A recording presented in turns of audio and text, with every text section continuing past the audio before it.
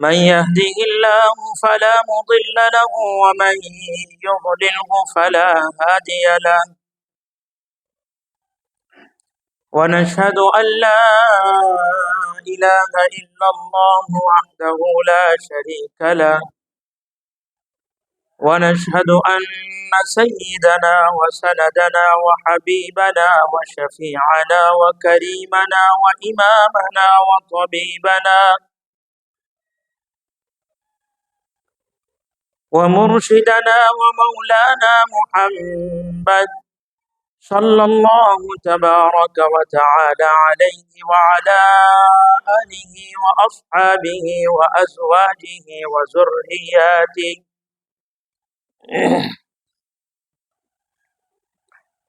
وأهل بيته وبارك وسلم تسليما كثيرا كثيرا.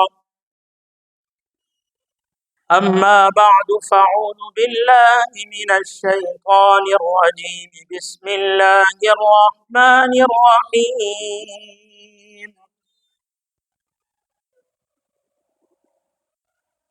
وابتلوا اليتامى حتى إذا بلغوا النكاح. صدق الله العظيم. اللهم صل على سيدنا محمد وعلى آل سيدنا محمد وبارك وسلم. سبحان ربك رب العزة عما يصفون وسلام على المرسلين والحمد لله رب العالمين.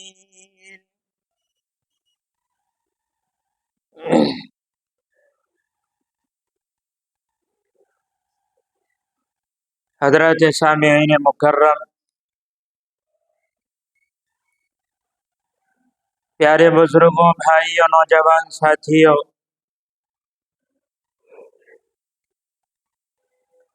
ابھی آپ حضرات کے سامنے قرآن مقدس کی جو آیت کریمہ تلاوت کی گئی ہے، جو آیت مبارکہ پڑھی گئی ہے،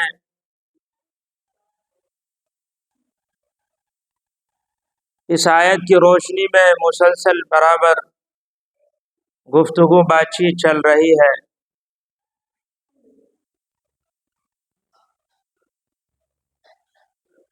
آج بھی میں آپ حضرات کے سامنے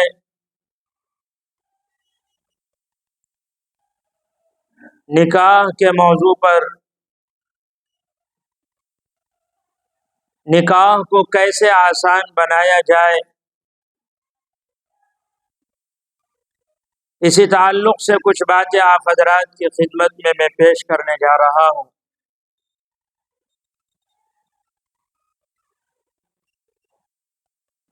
اللہ سبحانہ و تعالی جو باتیں سامنے آئے مجھے بھی اور آپ حضرات کو بھی عمل کرنے کی توفیق عطا فرمائے۔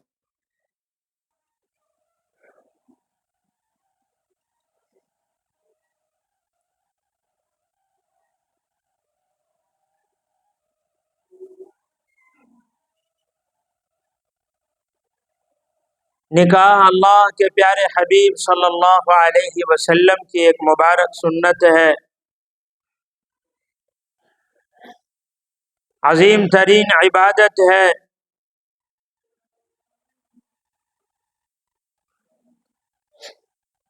اور آج دنیا کے اندر بسنے والا انسان، چاہے وہ مسلمان ہو، مومن ہو یا غیر مومن ہو، کافر ہو، کسی بھی ذات اور دھرم سے، کسی بھی دین سے تعلق رکھتا ہو، سب سے زیادہ اگر پریشان نظر آتا ہے تو وہ شادی بیاہ نکاح کے معاملے میں پریشان نظر آتا ہے۔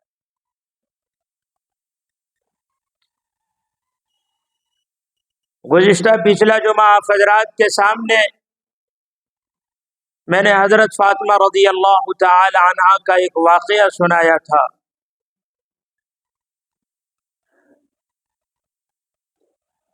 کہ دین اسلام نے ہم مسلمانوں کو کس طرح سادگی کے ساتھ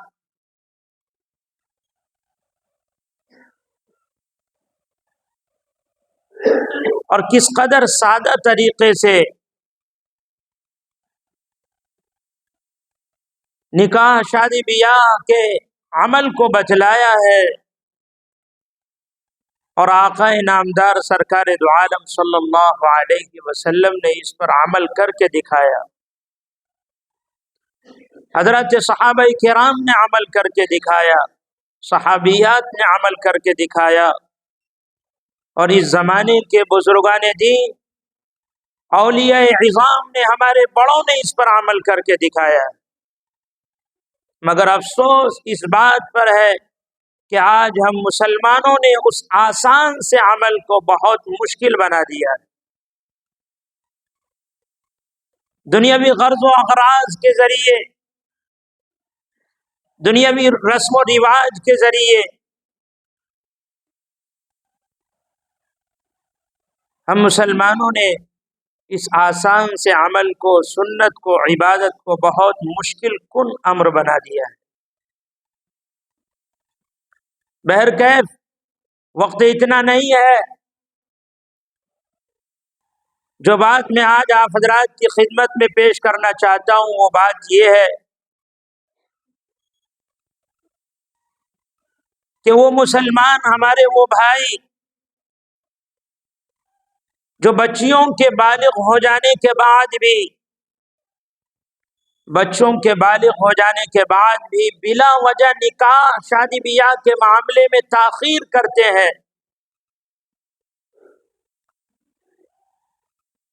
وقت بے وقت بڑھاتے چلے جاتے ہیں، لیٹ کرتے ہیں، اور ایسی صورت میں، ایسی حالت میں اگر ہماری وہ جوان بچی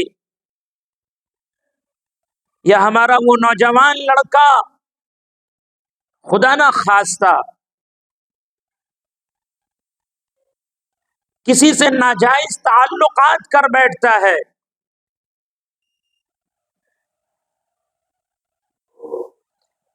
ناجائز اور حرام طریقے سے اپنی جسمانی خواہشات پوری کرنا شروع کر دیتا ہے، یا کوئی بچی ناجائز طریقے سے اپنی جسمانی خواہشات پوری کرنا شروع کر دیتی ہے، کسی سے غلط تعلقات قائم کر لیتی ہے، بتلائیے میرے پیارے مسلمان بھائیوں، بزرگوں، نوجوانوں، ایسی صورت میں اس کا ذمہ دار کون ہوگا؟ اس کا مجرم کون ہوگا؟ ملزم کون ہوگا؟ قصوروار کون ہوگا؟ وہ والدین، وہ ماں باپ ہوں گے جو بلا وجہ، بغیر کسی شرعی عذر اور مجبوری کے بچیوں کے رشتے کے معاملے میں ٹال مٹول کرتے رہتے، تاخیر کرتے رہتے، اور ایک وقت وہ بچی کسی ناجائز حرام کام کے شکار ہو جاتی ہے، تو ایسے وقت میں اس کا عذاب مرنے کے بعد اس بچی کو نہیں بلکہ اس کے والدین، ماں باپ کو ہوگا، اس کے گارجن کو ہوگا۔ شریعت مطہرہ نے، دین اسلام نے شادی کے معاملے میں، نکاح کے معاملے میں، کہ جب بچہ بالغ ہو جائے یا بچی ہماری بیٹیاں بالغہ ہو جائے تو شریعت مطہرہ نے جلدی کرنے کا حکم دیا ہے کہ جلدی کرو اس کے نکاح کے معاملے میں، رشتے کے معاملے میں تاخیر مت کرو۔ آئیے ہم اس کو قرآن و حدیث کی روشنی میں سمجھتے ہیں۔ ایک صحابی ہے حضرت ابو سعید خدری رضی اللہ تعالی عنہ،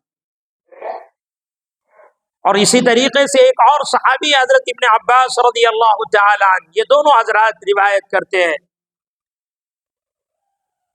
کہ اللہ کے پیارے پیغمبر صلی اللہ علیہ وسلم نے ارشاد فرمایا کہ جس گھر کے اندر بچی کی ولادت ہو، پیدائش ہو، بچی جنم لے، لڑکی کی ولادت ہو اور وہ بچی بالغ ہو جائے، شادی کی عمر کو پہنچ جائے، نکاح کی عمر کو پہنچ جائے، رشتے کی عمر کو پہنچ جائے،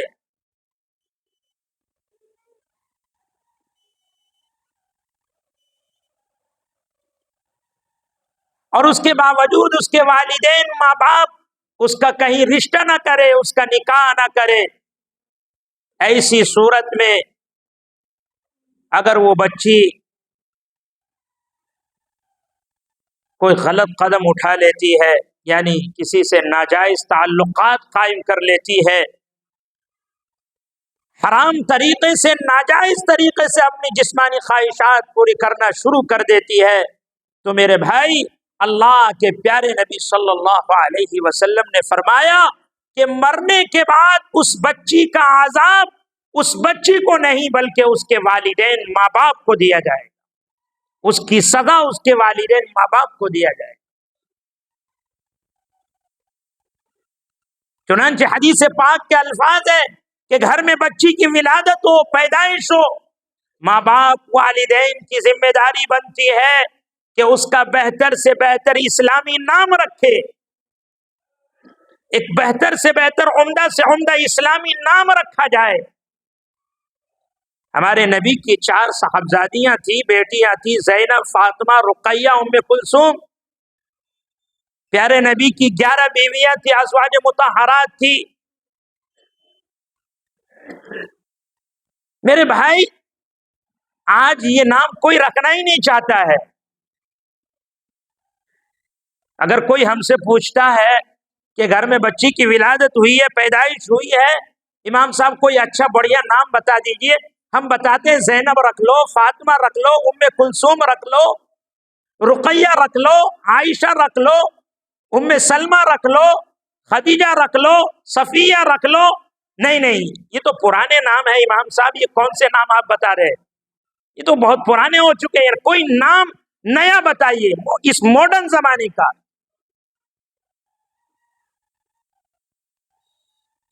چنانچہ نام کیا رکھیں گے؟ وہاب، منتشا،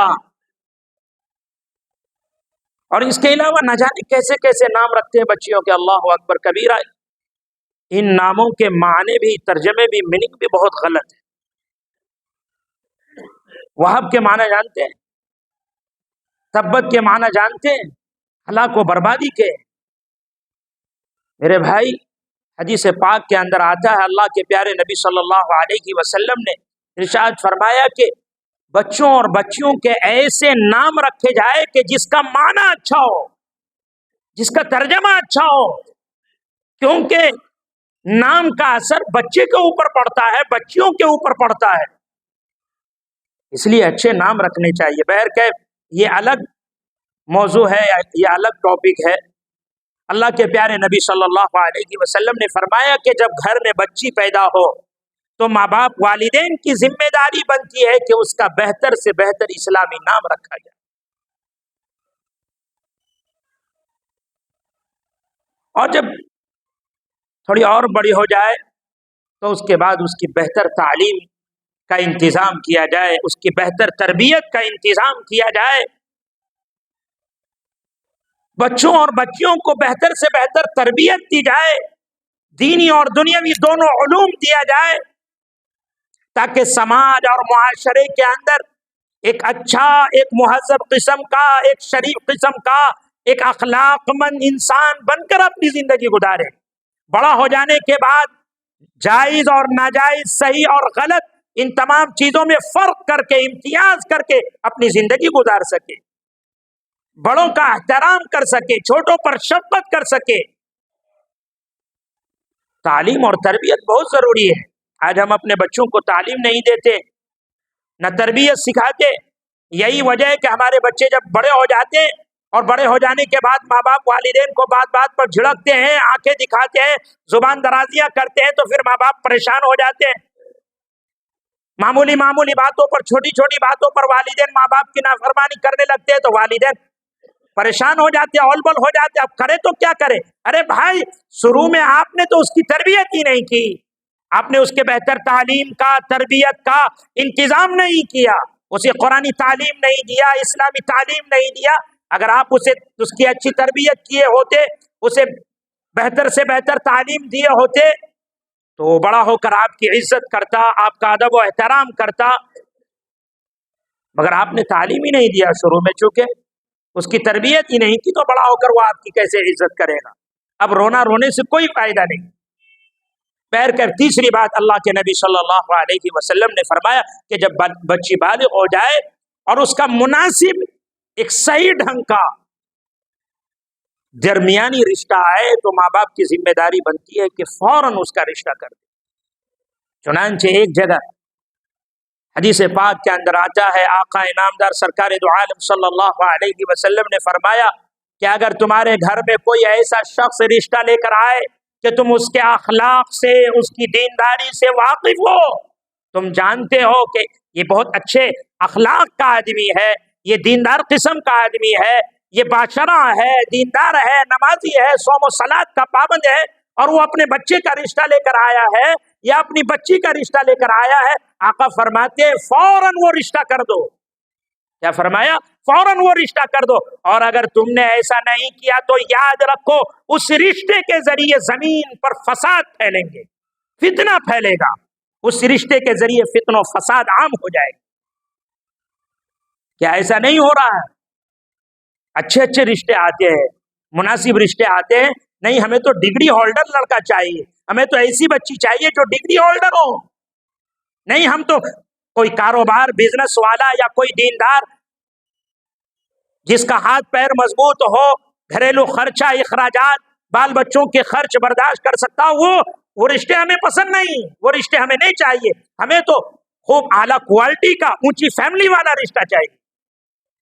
میرے بھائی اگر اس سوچ میں آپ رہیں گے اور یہ سوچتے رہیں گے تو یاد رکھیے اللہ کے پیارے پیغمبر صلی اللہ علیہ وسلم نے جو آج سے 1450 سال پہلے کہا تھا کہ اگر تمہارے گھر میں کوئی مناسب رشتہ لے کر آئے اور تم اس کے اخلاق اور دینداری سے واقف ہو، جانتے ہو اس کے بارے میں، اور پھر بھی تم نے ایسا نہیں کیا، تو یاد رکھو اس رشتے کے ذریعے زمین پر فساد پھیلیں گے، فتنہ عام ہوگا۔ کیا آج ایسا نہیں ہو رہا ہے؟ ہم اپنے سماج اور معاشرے کو اٹھا کر دیکھیں، آئے دن ہماری بچیاں بھاگ رہی ہیں، آئے دن غیروں کے ہاتھوں میں جا رہی ہیں، آئے دن غیر نوجوان لڑکوں کے ساتھ بھاگ رہی ہے۔ کیا وجہ ہے؟ میرے بھائی اتنا وقت نہیں ہے۔ اسی طریقے سے ایک جگہ اور حضرت انس بن مالک رضی اللہ تعالی عنہ روایت کرتے ہیں کہ تورات میں لکھا ہوا ہے کہ اگر بچی کی عمر 12 سال کی ہو گئی، بچی 12 سال کی عمر کو پہنچ چکی ہے اور اس کے قرینہ قیاس سے، اس کی آب و ہوا سے، اس کے رہن سہن سے یہ اندازہ ہوتا ہے، یہ پتہ چلتا ہے کہ نہیں یہ بچی رشتے کے لائق ہو چکی ہے، نکاح کے لائق ہو چکی ہے، اور پھر اس کے باوجود 12 سال کی عمر کی حد بتائی گئی ہے شریعت میں کہ اگر بچی 12 سال کی عمر کو پہنچ گئی اور اس کے آب و ہوا، قرینہ قیاس سے، اس کے رہن سہن سے یہ اندازہ پتہ لگتا ہے کہ یہ بچی اب تو رشتے کے لائق ہو چکی ہے، شادی کے لائق ہو چکی، نکاح کے لائق ہو چکی ہے، اور اس کے باوجود اس بچی کے والدین، ماں باپ، گارجن رشتہ نہیں کرتے ہیں۔ فرمایا اور اس کے بعد وہ لڑکی کسی سے ناجائز تعلقات قائم کر بیٹھتی ہے، اپنے جسمانی خواہشات غلط حرام طریقے سے پورا کرنے لگتی ہے۔ یاد رکھیے میرے بھائیو، کل مرنے کے بعد وہ عذاب اس بچی کے والدین کو ملے گا، اس بچی کو نہیں ملے گا، اس کی سزا اس بچی کے والدین ماں باپ کو ملے گا، اس بچی کو نہیں ملے گا، اس کے قصوروار اس بچی کے والدین ہوں۔ بہرکیف شریعت کے اندر تو بلوغت کی جو حد بتائی گئی ہے وہ 18 سال ہے، اور آج کے زمانے میں آج کے کھان پین کے طریقے سے، رہن سہن کے اعتبار سے تو 16 سال کی عمر کو پہنچ جائے تو بچی بالغ ہو جاتی ہے، 13 سال کی عمر کو پہنچتے ہی بچی بالغ ہو جاتی ہے۔ بہرکیف ہمیں شرعی اعتبار کو مد نظر رکھتے ہوئے، شریعت کو سامنے رکھتے ہوئے ہمیں رشتے کرنے۔ 18 سال کی عمر کو پہنچ گئی بس رشتہ کر دیجئے، اگر کہیں سے مناسب رشتہ آ رہا بس کر دیجئے، ورنہ یاد رکھیے آپ نہیں کریں گے تو فتنہ پھیلے گا اس بچی کے ذریعے۔ لڑکا 18 سال کی عمر کو پہنچ چکا ہے، رشتہ کر دیجئے، ورنہ یاد رکھیے آج سماج اور معاشرے کے اندر، محلے کے اندر دیکھ لیجئے زنا کے اڈے کھلے ہوئے ہیں، جگہ جگہ پر زنا ہو رہے ہیں اور زنا عام ہو رہا ہے۔ میرے بھائی کیوں؟ ہمارے بچے 25 سال کی عمر کو پہنچ چکے، کوئی 30 سال کی عمر کو پہنچ چکا ہے، ہاں اتنا بینک بیلنس ہو جائے گا، کاروبار اتنا بڑھ جائے گا، بزنس اتنا بڑھ جائے گا، میرے بچے کے پاس 10 لاکھ 20 لاکھ روپے آ جائیں تب رشتہ کر دیں گے، اور یہ نہیں معلوم کہ اس کا ایمان خطرے میں ہے، اس کا ایمان اس کی زندگی سے نکل چکا ہے، اس کا ایمان سلب ہو چکا ہے، اس کا ایمان زندگی سے جا چکا ہے۔ اس کے والدین ماں باپ کو معلوم بھی ہوتا ہے، بہت سارے گارجن والدین کو تو معلوم تک رہتا ہے، پتہ تک رہتا ہے کہ میرا بچہ بالغ ہو چکا ہے، شادی کے لائق ہو چکا ہے، اور معلوم بھی ہے کہ کہیں اس کا غلط کانٹیکٹ ہے، کسی کی بیٹی کو وہ غلط نظریے سے جھانکتا ہے، دیکھتا ہے، معلوم ہے سب کچھ، پھر بھی اس کے باوجود اس کے والدین ماں باپ رشتہ نہیں کراتے۔ میرے بھائی بتائیے، وہ بچہ زنا میں مبتلا نہیں ہوگا، بلاتکاری میں مبتلا نہیں ہوگا، اپنی جسمانی خواہشات، جنسی تسکین ناجائز اور حرام طریقے سے پورا نہیں کرے گا تو کون کیا کرے گا بتائیے؟ یہاں تو بہت سارے گارجن بیٹھے ہوئے، ہم بھی اس عمر میں تھے، آپ بھی اس عمر میں تھے، تو آپ کی بھی جسمانی خواہشات تھی، ہاں؟ ذرا اس وقت کو یاد کیجیے، اس زمانے کو یاد کیجیے، اس دور کو یاد کیجیے جب آپ جوان تھے، آپ کی بھی جسمانی خواہشات تھی، آپ بھی چاہتے ہوں گے کہ میرا رشتہ ہو جائے، فوراً میرا نکاح ہو جائے، اور آج آپ کی بچیاں بالغ بیٹھی ہوئی ہے، 30 سال 35 سال کی عمر کو پہنچ چکی ہے، بوڑھی ہو رہی ہے، اور اس سوچ میں مبتلا ہے والدین کہ کوئی اچھا رشتہ آئے گا، ڈگری ہولڈر اور پیسہ والا، اونچی فیملی سے، اونچے خاندان سے، تب جا کر ہم کریں گے، اور یہ پتہ نہیں کہ اس کی زندگی سے ایمان تو کہیں نہ نکل چکا ہے۔ نہیں میرے بھائی، ایسا بالکل نہیں ہونا چاہیے۔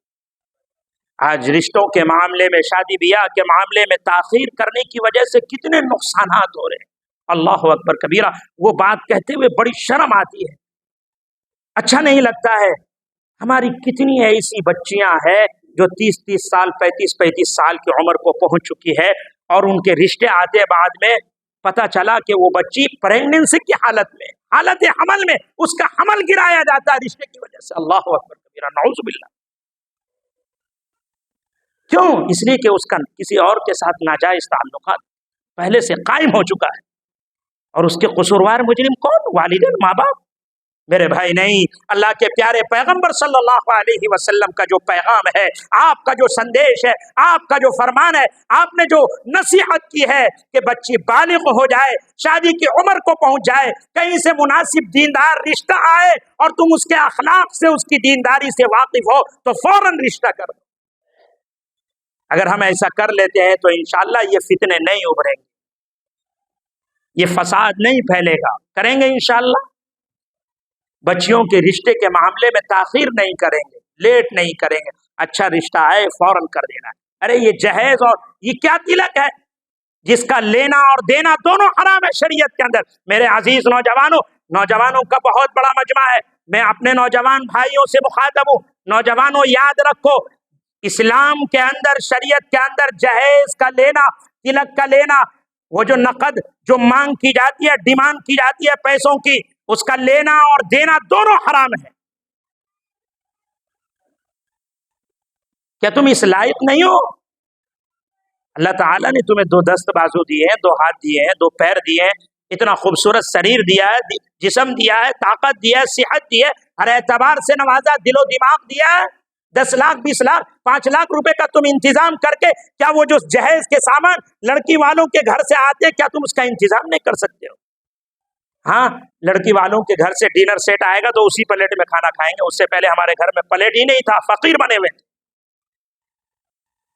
لڑکی والوں کے یہاں سے پنکھا آئے گا تو اسی پنکھے کا ہوا لیں گے، اور اس سے پہلے ہمارے گھر میں پنکھا نہیں تھا۔ پلنگ آئے گا تو اسی پر سوئیں گے، ہمارے پاس اتنی صلاحیت اور استطاعت نہیں ہے کہ ہم 10,000 یا 20,000 50,000 کا ایک پلنگ خرید کر اس پر آرام کر لیں۔ میرے بھائی ایسی کوئی بات نہیں، اللہ نے آپ کو نوازا ہے، دولت سے، مال سے نوازا ہے، ہر اعتبار سے نوازا، پیسوں سے نوازا، آپ جو چاہ سکتے ہیں کر سکتے ہیں۔ میرے نوجوانوں، اپنا تعلق قرآن سے جوڑو، اپنا تعلق اللہ سے جوڑو، اپنا تعلق اللہ کے پیارے حبیب صلی اللہ علیہ وسلم کی زندگی سے جوڑو، صحابہ کی زندگی کو اپنی زندگی میں داخل کرو، اور اپنے اکابرین بزرگان دین کی وہ جو زندگی ہے، انہوں نے جس طریقے سے اپنی زندگیاں گزاری ہے، اس زندگی کو اپنی زندگی میں لاؤ، پھر دیکھو انشاءاللہ کیسی تبدیلی آتی ہے، کیسے انقلاب آتا ہے، کیسے چینجنگ آتی ہے۔ میرے عزیزو، جہیز کے لین دین کو، اس رسم کو بالکل ختم کر دو۔ انشاءاللہ جس دن جہیز کا لینا اور دینا، یہ رسم اور تلک کا رسم اور نقد پیسوں کی جو ڈیمانڈ اور مانگ کی جاتی ہے، یہ رسم ختم ہو جائے گا انشاءاللہ العزیز۔ میں سمجھتا ہوں بچیوں کا رشتہ مناسب وقت پہ، صحیح سمے پہ ہوگا انشاءاللہ۔ بچیوں کا جو رشتہ صحیح سمے پہ، مناسب وقت پہ نہیں ہوتا، اس کا ایک کارن یہ بھی ہے، اور بہت بڑا کارن ہے جہیز۔ کہ بچی کے والدین ماں باپ کہاں سے 10 لاکھ 20 لاکھ 5 لاکھ کا انتظام کریں گے؟ اس لیے نوجوانوں، اس رسم کو کوئی اور ختم نہیں کرے گا، تمہیں ختم کرنا پڑے گا۔ تم یہ عہد کرو، یہ عزم مصمم کرو، یہ پختہ ارادہ کرو کہ ہم جہیز جیسی لعنت کو سماج اور معاشرے سے ختم کریں گے انشاءاللہ۔ جہیز کی لعنت سماج اور معاشرے سے اگر ختم ہو جائے انشاءاللہ العزیز، یہ زنا کے جو اڈے کھلے ہوئے ہیں جگہ جگہ پر، یہ عریانیت کے، یہ فحاشی کے جو اڈے کھلے ہوئے ہیں، انشاءاللہ یہ اڈے خود بخود بند ہو جائیں گے اور ان پر تالا لگ جائے گا انشاءاللہ۔ اس لیے نکاح کو آسان بنائیے، اس مہم کو، اس تحریک کو خوب عام کیجیے، مسجدوں میں نکاح کیجیے، دینی مجلسوں میں نکاح کیجیے، فضول خرچی سے بچیے اور دنیاوی جو رسم و رواج ہے ان تمام چیزوں کو ترک کیجیے۔